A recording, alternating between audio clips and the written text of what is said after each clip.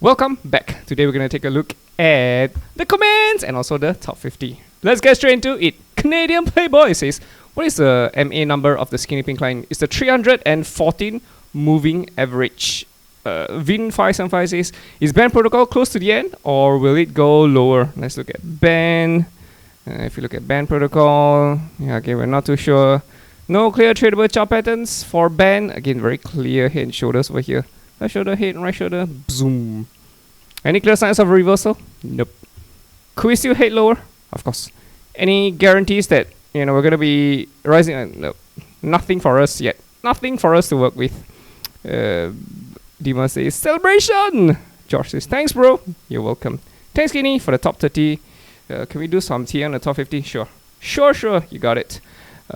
Joshua says, huge upside, 9,000 supply. This is an Oracle token. Hope to see some more on this. Yeah, in time maybe, but for now, we're still in a very big consolidation, right? We haven't broken out of the consolidation yet for XFUND, right? So if you look at XFUND, so for XFUND, hey yo bro. Yeah, we still have a target over here at $300, right?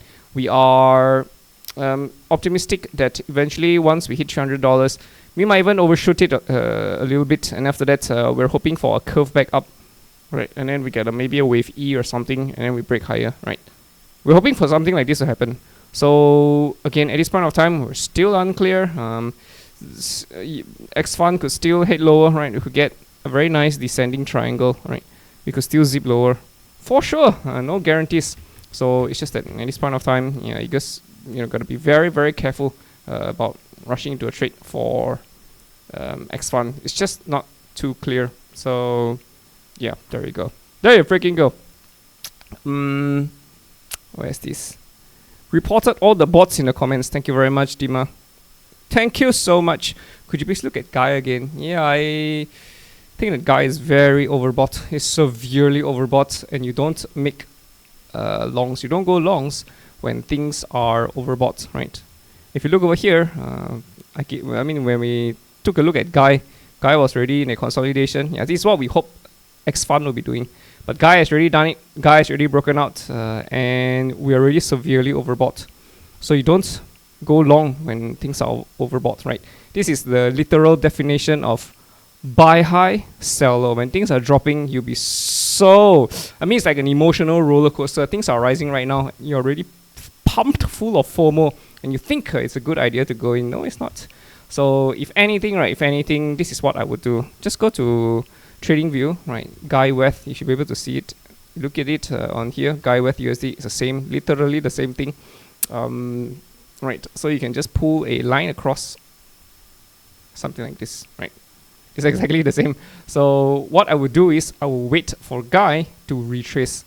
How low are we going to retrace? Again, I cannot guarantee you, but pure guessing, right? If I had to guess, I would say GAI would come up to this level over here at around 1430. So what I would do is I would just put an alarm here, right? Add alert on GAI WETH, continue. So that's it. And you just set it and forget it. Just move on with your life. And if and when you receive the alert for GAI, that hey, GAI has already reached 14 cents, then you come back to it, right? So again, if I were to plot the chart and if I were to guess, I think GAI will probably come back down somewhere in January 2024. Pure guessing, which is like 4 months from now potentially. So you want to forget about GAI, set an alarm, just forget about it. And this is what I would do. Right. I mean, of course, if you want to buy GAI right now, right, when it is so high, then yeah, it's good luck. But I would recommend against it. So there you go. Abdul says, great content as always, Skinny. I'm happy to see you back healthy and well. Yes, sir. It's all good. Everything is all good. Thanks for the gems. You are welcome. Better Tomorrow says, Skinny is the most articulate analyst and educator for crypto. That is the goal. That is the goal, buddy. Google says, Palmtober. We'll see. And I know there's a lot of hype around October. The Bobby says, hey, let's wait a lower price for Chainlink. Okay, let's look at Chainlink, right? If you look at Chainlink, we're in a very nice accumulation, right? But again, we can't say for sure whether if this is 1, 2, 3, 4, 5, or this is already it and we go back up. Again, I can't say for sure. for Chainlink, right? To be honest, I think the party for Chainlink is on the BTC pair, not on the USD pair. We're already hitting the resistance. There's a nice retrace right now. Again, the best thing that we could see is a clear break above the resistance. Very clear as night and day. As clear as night and day. And then we retrace. Come back up. Inverse head and shoulders over here. Skinny pink line just starts curving back up. Just go para. Woohoo! This would be the best bullish case, but at this point of time, we still can't say for sure. That's the bullish case scenario. Right, the bearish case is we just hit lower. We just hit lower. But again, I can't say for sure at this point, so we'll have to take things one step at a time for Chainlink. So there you go. Hermano says, good morning. Keep up the great work. Can't wait to see your channel in 2024, 2025. Me too, buddy, me too. Leo says, how is Guy looking now? Yo, bro. Chill. Set an alarm and just forget it. Chill, bro. Alright, let's get straight into the top 50. We'll do Optimism, Arbitrum, Near, Kaspa, AAVE, Algorand, The Graph, Whitebit, and I guess that will be the 8 tokens we will take a look at. Alright, let's go into BTC. So for Optimism BTC, we have a fresh target. Ta-da! Fresh out of the oven for you at 2008. We think we're going to take out these lows and also head towards 2008. So this will be a how many percent decimation? 40% decimation for Optimism. Optimism is not going to look optimistic for a while. I'm anticipating this fall is going to happen within the next few months. October, November, December, in the 4th quarter, it is going to happen. Anyway, we are already very, very close to breaking the support on the BTC pair. This is a very nice descending. I mean, of course, things can always go wrong. Right? Things can always go wrong. But based on what I see, this is a bearish continuation chart pattern. Bearish, retrace, pump, continue lower, right? A rally, very nice little rally. You can also assume that this is a rising channel that we have broken out from. So we're just reconsolidating before heading lower, right? There are two ways you can look at this. And both ways point towards downsides. So there's more downside that we're expecting for Optimism. It's just not really looking that good. I have a strange feeling that Optimism is highly overvalued. So we are, when it comes to valuing cryptos, right, or even any other asset or whatever asset class or asset that you are looking at, there are always 3 states: a state of being overvalued, a state of being undervalued, and a state of being fairly valued, right? Right now, I suspect Optimism is finding its fair value price. So at this point of time, I suspect Optimism is actually overvalued. So that's why it is correcting itself. The market always decides into potentially undervalued territory, and then you can pick up some Optimism, right, at undervalued territory, right? And hopefully we'll spend some time at overvalued, and then we'll see some overvaluation. So you can sell your bags, right, when you buy, when things are undervalued. So yeah, that's my take for Optimism. Against USD, here we are. Optimism USD, we have a 63 cents target. Again, more downside. We were already saying that very likely we'll take out these lows and all the clusters of stop sells here and also here towards 63 cents. I don't think to come back. We could, but I don't think so. Left shoulder, hit, right shoulder. We are about to collapse. The BTC pair has already breached the support. So if anything, we're expecting a zip down for Optimism. It's not looking good, boys and girls, for Optimism. Again, I feel that we're going to go into potentially undervalued territory. We're already under the skinny pink line. So if anything, we're expecting much more downside. From where we are to 63, it's 50%. 50%! Because we're at $1.30.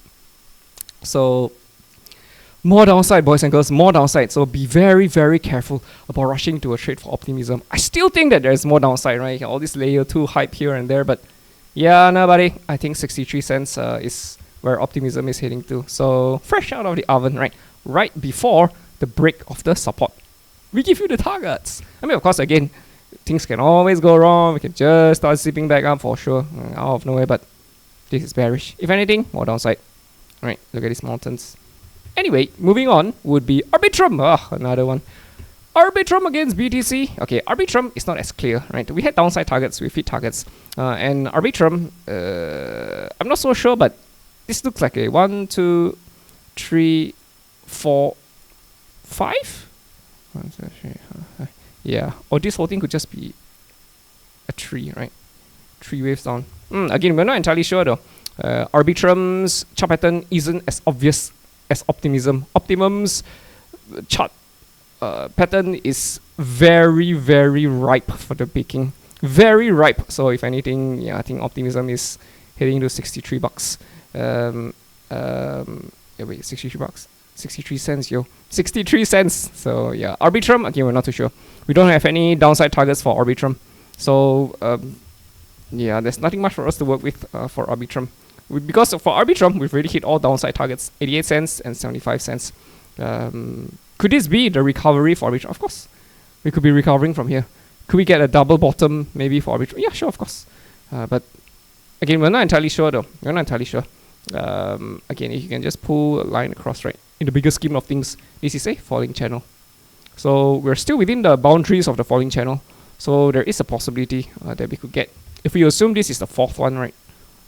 Fourth. 1, 2, 3, 4. The fourth wave. And then, yeah, there should be a fifth wave potentially towards the downside. So, again, if Optimism drops, very likely it's going to affect Arbitrum as well. Again, we're not entirely sure. No clear high-quality tradable chart patterns. Once we have it, we'll probably have targets. But at this point of time, nah, not yet. So, there we go. Near protocol. Near against BTC. Where's Near? Okay, Near has been a shit show. It's just been down, down, down, down, down, down, down, down. Any clear signs of a bullish reversal? Nope. So what do you do for Near BTC? You just next it. Near against USD. Yeah, again, there's just nothing much. Nothing much for us to work with for Near. I don't know what Near protocol is doing. I saw ads for Near protocol for Key and Pew mimicking Obama, shaking hands and all. I'm like, yeah, bro. Anyway, Kaspa against BTC. Connects. Anything for us? Okay, Kaspa is a bit special, right? Kaspa. Look at it at the BTC pair. Kaspa has been around since 2022, and Kaspa has been in a super bullish move, right? Super duper bullish. And again, I wouldn't be buying anything at this point, right? Because this is just a marginally higher high. So there could be a reversal, right? Again, if we could consolidate, very likely we could also hit higher. But in terms of tradability, nothing much for Kaspa BTC. Kaspa USD, right? So Kaspa USD has a higher high. This to me is a very likely, right? If you had a MACD and RSI over here, very likely this is a double bearish divergence, and more likely than not, there should be a dip. Again, we're not too sure if this is going to happen, but we need to see the chart pattern first. If we get something like this, head and shoulders, very likely we could be heading past the skinny pink line, right? So Kaspa is actually an outlier, right? While everybody was zipping lower, Kaspa has just been rising and rising and rising, and that's why Kaspa breached into the top 50, right? But if and when Kaspa retraces, it's just gonna go out of the top 50 again, right? Nothing goes up forever. Eventually, Kaspa is still going to retrace. Very likely, we'll retrace back towards potentially even 1 cent. Again, I can't say for sure. I don't see any bearish reversals yet, but Kaspa is super overvalued, so you don't make purchases when things are super overvalued, unless of course you know what you're doing, right? But at this point of time, yeah, nope. AAVE against BTC. Here we are for AAVE. I kind of like what I see on AAVE. You know, when AAVE falls, it's very, very controlled. Very slow, very controlled. You don't get things like this zoom, zoom, zoom, like what we saw on Near protocol, right? AAVE is just taking its time, relaxing. Yes, we know it's bearish. Yes, once bull returns, bam, right? So we could still be in a state of slow fall, and yeah. So the best thing we can do is to wait for the bam retrace. This is where we make our entries, bam, and we go higher, right? But we just don't see it yet for AAVE, so. Yeah, we're gonna take things one step at a time. We're gonna stay patient. Okay, for AAVE USD, yeah, we like what we're seeing. This is a huge accumulation. Who's to say that we can't just zip down again, right? And zip back up and zip back down and zip back up. But what we like is that this is a typical squeeze. Lower highs, lower highs, lower highs, lower highs, higher lows, higher lows, higher lows. It's a squeeze. So very likely there should be a breakout. And we are anticipating this breakout to be on the upside. We have a target over here, 234. And we're still anticipating big upsides eventually for AAVE. It's just that at this point of time, it's not confirmed yet. We are right at the precipice of greatness. We are right at the skinny pink line. So it's only a matter of time before we break it and we continue higher, right? It's just, yeah, at this point of time, we're still not entirely sure. So we'll have to take things one step at a time for AAVE. Algorand, Silvio. What's happening, Silvio? Algorand has also been a shit show. It's just down, down, down, down, down, down, down. Ever since getting on, it's just down, down, down. No clear signs of a proper reversal. It's just very crap. So, oh my god. Against USD, let's see. What's this? Nope. We next Algorand, and Algorand is going out of the top 50. Graph against BTC. Here we are for the graph. Again, it's also a downer. Down, down, down, down, down, down. Yeah, there's some signs of life over here, but we failed to stay above the skinny pink line, right? So the skinny pink line continues to curve back lower. And we went under it again. So the bias is bearish for GRT BTC. Against the USD pair, GRT is still under the skinny pink line. We broke it, but boy, we came back down. So yeah, nothing much for us to work with for the graph. Whitebit. Let's look at it over here on CoinMarketCap. Whitebit token. Here we are for Whitebit. Okay, wait. What am I doing? I'm almost certain that there is a Whitebit BTC. Yeah. So for Whitebit, what's happening? Rising channel, right? Rising channels usually break lower. So if anything, yeah, I think there's more downside for Whitebit. So nope, nope, nope. Against USD, yeah, I don't know what's happening with Whitebit. Oh boy, you have to next Whitebit. No, no, no. Alright, boys and girls, I guess that's it for today's top 50. Thanks for all the comments. Keep it up. And yeah, I guess I shall see you in the next one. Have a great weekend. Ta-da.